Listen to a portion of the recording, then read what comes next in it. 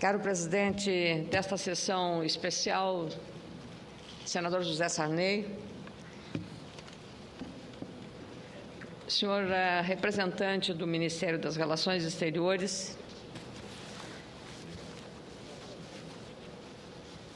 caro colega senador Jorge Viana, primeiro signatário dessa sessão especial, senador Fernando Collor, presidente da Comissão de Relações Exteriores, caro senador Aníbal Diniz, embaixador Jorge Lamazière, que havia citado, representante do nosso chanceler Antônio Patriota, que representa aqui o Ministério das Relações Exteriores, presidente da Fundação Alexandre Guzmão, Gilberto Saboia, deputado Marcos Afonso, representando aqui o governador do estado do Acre, nosso ex-colega Tião Viana.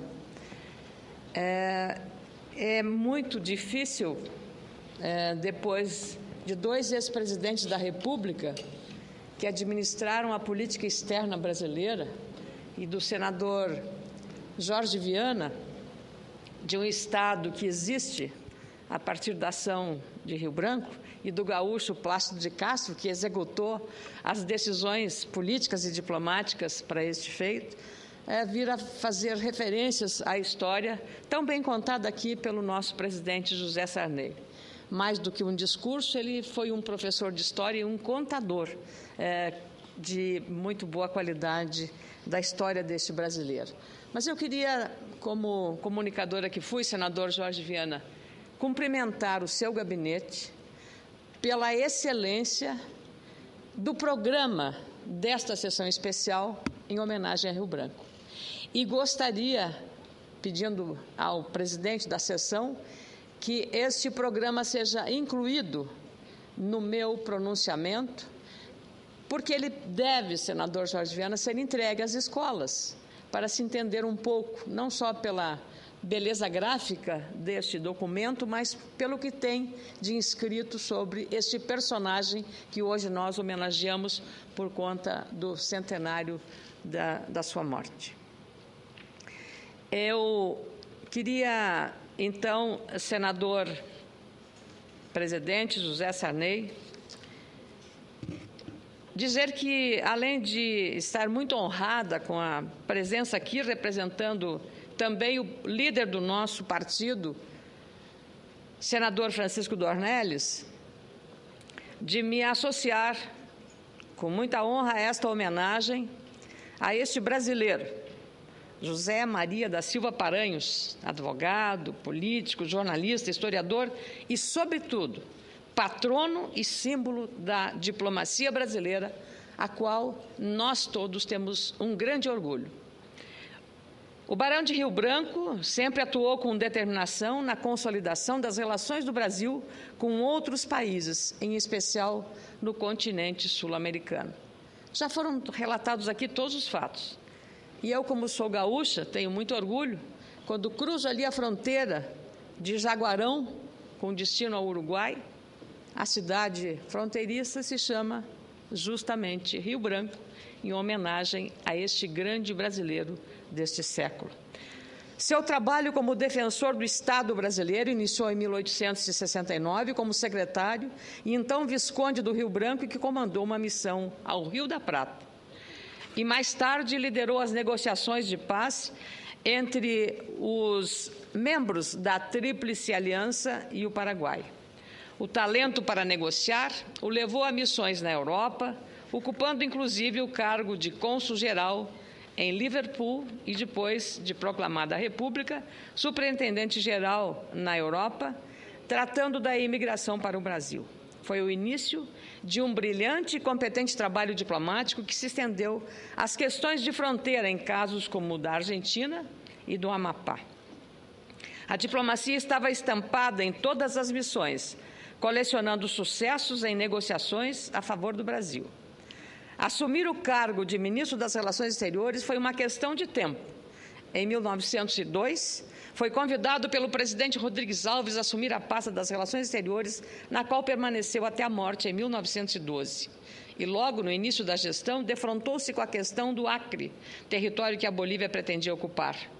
Rio Branco ordenou a ocupação das terras e enviou o militar gaúcho Plácido de Castro ao Acre para liderar as forças brasileiras. Os rebeldes lutaram por 3 dias, iniciando a então denominada Revolução Acreana. Em 27 de janeiro de 1902, com o apoio do presidente Rodrigues Alves e do ministro do Exterior, o Barão do Rio Branco, foi proclamada a Terceira República do Acre. Veio depois uma série de tratados memoráveis com o Equador, a Guiana Holandesa, a Colômbia, com o Peru e novamente com a Argentina. Além da solução dos problemas de fronteira, Rio Branco lançou as bases de uma nova política internacional, adaptada às necessidades do Brasil moderno, que se mantiveram com o passar do tempo. Foi nesse sentido que um devotado defensor da União das Américas, preparando o terreno para uma aproximação mais estreita com as repúblicas hispano-americanas e acentuando a tradição de amizade e cooperação com os Estados Unidos. Neste dia muito especial para a diplomacia brasileira, devemos lembrar a capacidade que o Barão do Rio Branco teve de negociar e redesenhar os contornos do nosso país. A política do Barão do Rio Branco, seus princípios e teorias, que se transformavam em ações ainda hoje, é citado como exemplo, não apenas para nossos representantes do exterior, mas para outras escolas diplomáticas de todo o mundo. A prova está do grande número de alunos de vários países que frequentam a escola do Instituto Rio Branco como uma fonte de excelência diplomática.